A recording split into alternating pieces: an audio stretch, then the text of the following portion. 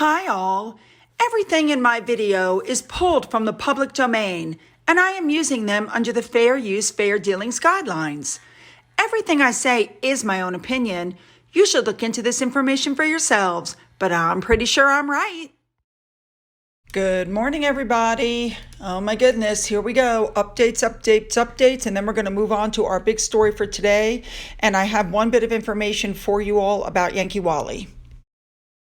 I do not know yet whether she's actually left the hospital, but it is true she was hospitalized. They kept her overnight for observation as there were some problems with her heart racing and she couldn't keep her balance. Now, one of the things she wrote to me is she was shocked about what happened because 90% of her videos were manually checked in the past because of the Sussex Squad. So the videos passed manual checks and then suddenly they didn't. Very odd.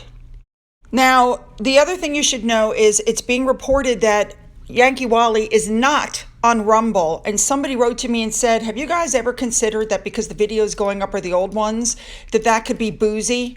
And you guys are subscribing to him, and now he's making money off of her videos? Well, I don't know if that's true or not, but it wouldn't put it past him. So until she says she's on Rumble, get off of there, because apparently she says, from what I've been told, that's not her. One other thing, I've had a lot of people write that they can't find me on Daily Motion.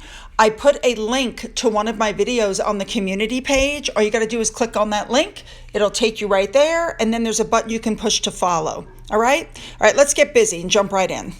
All right, this post came from Twitter from Tam the Absolute Furious, and I completely agree with this post. If you want to help YouTube and other channels like I have also on Daily Motion, then what you do is subscribe to those channels, hit the like button even if you don't like the video, watch the video. If you don't like them, open it in another window, mute it and let it run. That way we get our revenue, which I completely agree. And make comments, because this is how we grow our channels, okay? And also Tam was kind enough to upload the lists of the current, I'm not going to say top channels, but channels that could use some help. And of course, I'm on that list. So any and all help is always appreciated as we are fighting for our rights for free speech. All right, moving on. Duchess Cornwall placed the above list on Twitter. Thank you to the Duchess. This is a list of all the royalty so far that will be showing up for Prince Philip's memorial service. And that just lets you know that the whole argument Harry has about it won't be safe and secure for me and my family is not true. Could you imagine how much security is going to be there? Really? And speaking of security, Daisy DeLeon responded to Owen Scobie's, bragging about Yankee Wally and pointed out that now that her channel is terminated, Harry and his family no longer need the internationally protected person status. The world has been made safe again now that Yankee Wally's off of YouTube. Good point, Daisy. Sure, most of you listen to Murky Meg. God knows I do. And she had a video yesterday where she talked about a possible reason why Harry and Meghan don't want to attend Prince Philip's memorial, because they're going to be at the Oscars giving out an award. Well, a blind item came out that said they are not going to present the Best Actress award or the Best Actor, any Best Movie, no awards. It will be presented with the same format that it has for years.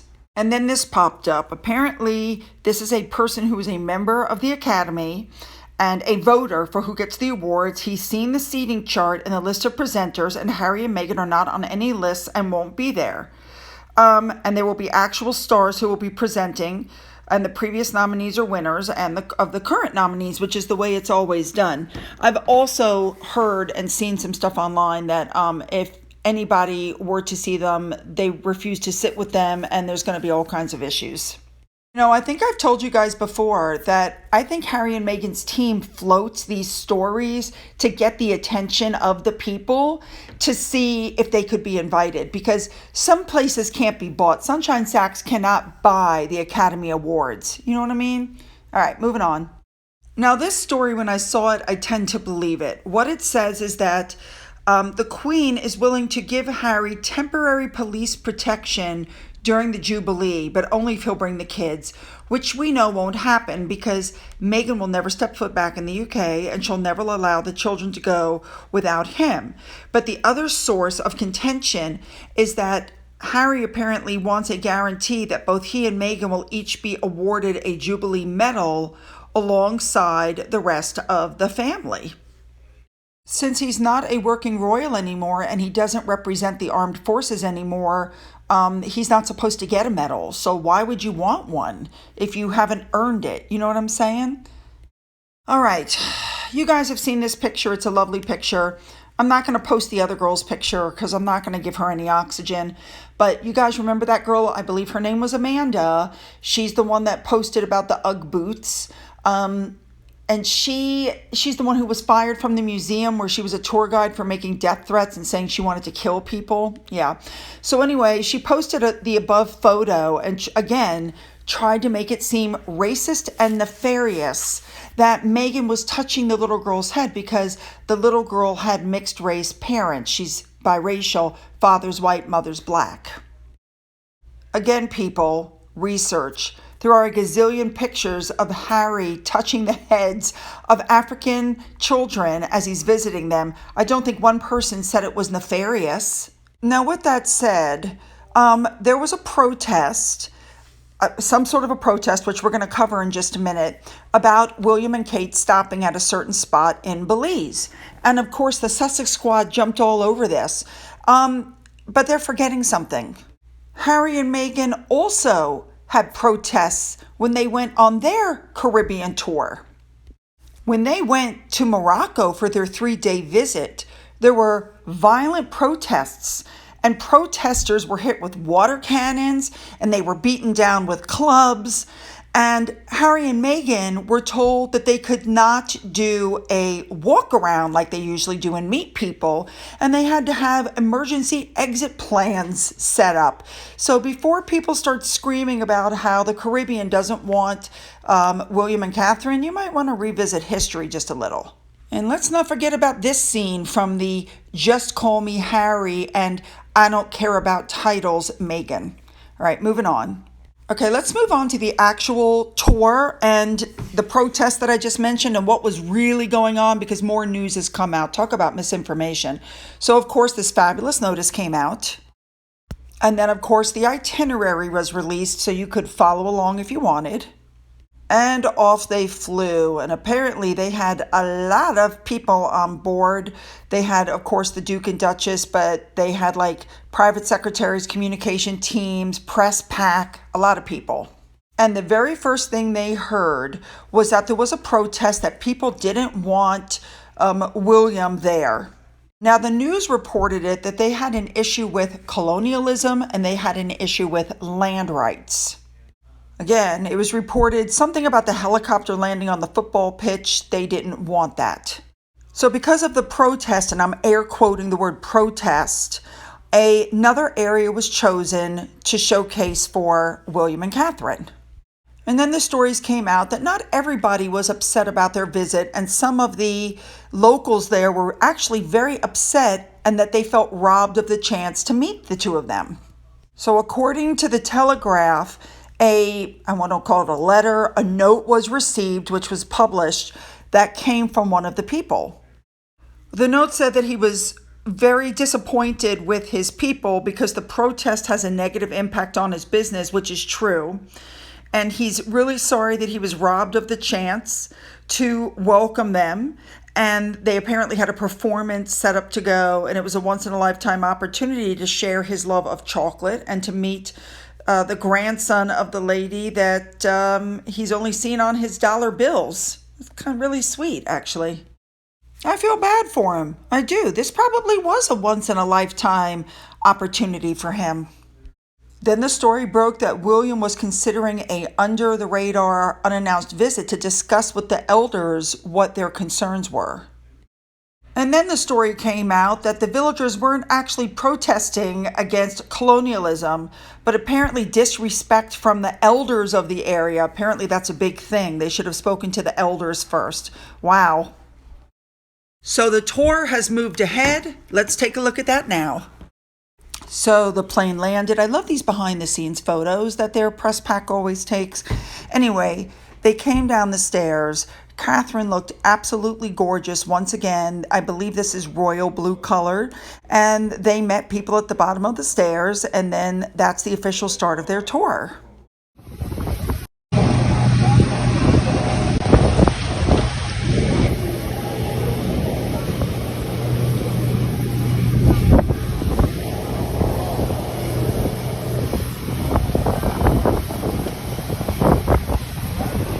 Yes, she was stylish.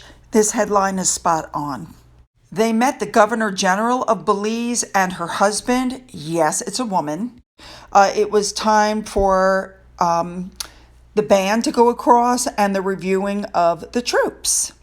So Catherine took her spot, William took his spot, and I believe the first thing that happened was the band. Watch this.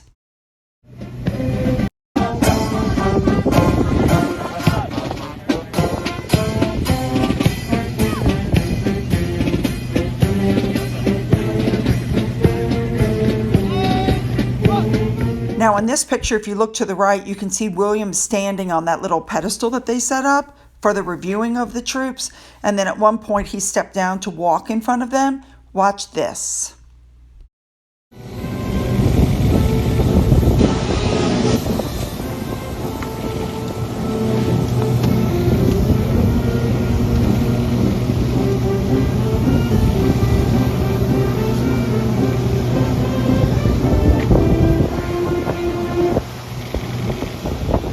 So when the ceremony was over, Catherine and William said their goodbyes, hopped into the car, and headed over to the Prime Minister's house.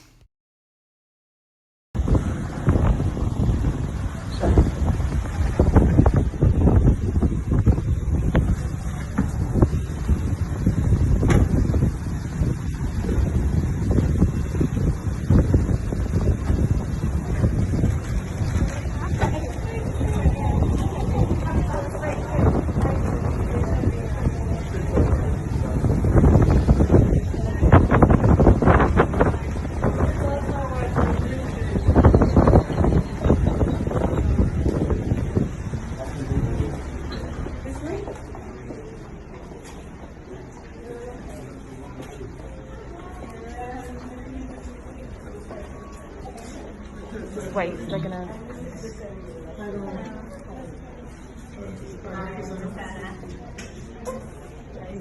Now I want you to look at Catherine's face here. She is actually so genuinely happy to meet these people, and it just comes across that way. You know what I'm saying? She's so real. That's what I love about her. Okay, so they met the Governor General. Now they've met the Prime Minister and his wife. It's time for all the obligatory photos. You know how that goes. And then it was time for them to go. And I spotted a very sweet gesture on William's part. Watch this.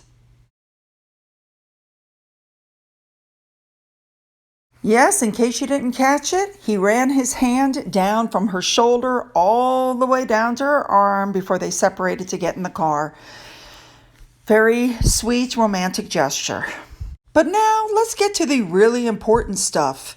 What was she wearing and how much did it cost? And here is the entire video for those of you who are interested in it, with them saying goodbye and then getting in the car.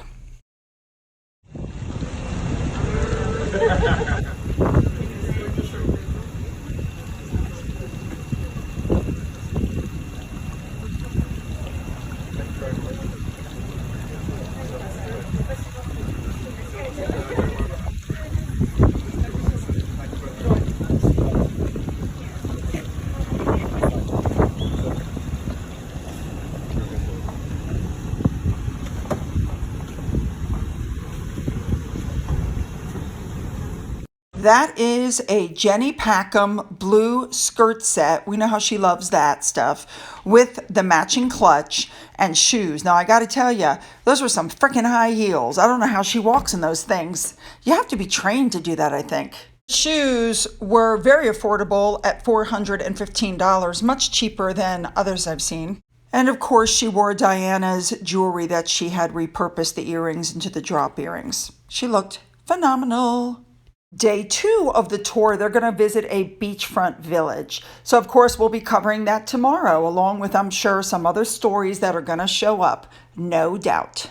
So, I want your comments about everything from beginning to end. Don't forget to make them good because you guys know I use them in my videos. Don't forget to hit the subscribe button and the bell to be notified of future uploads. Don't forget you can follow me on Twitter, you can follow me on Getter, you can follow me on Daily Motion. Don't forget to do that as well. For those who donate to my coffee fund, thank you so much. And as always, you guys, have a great day.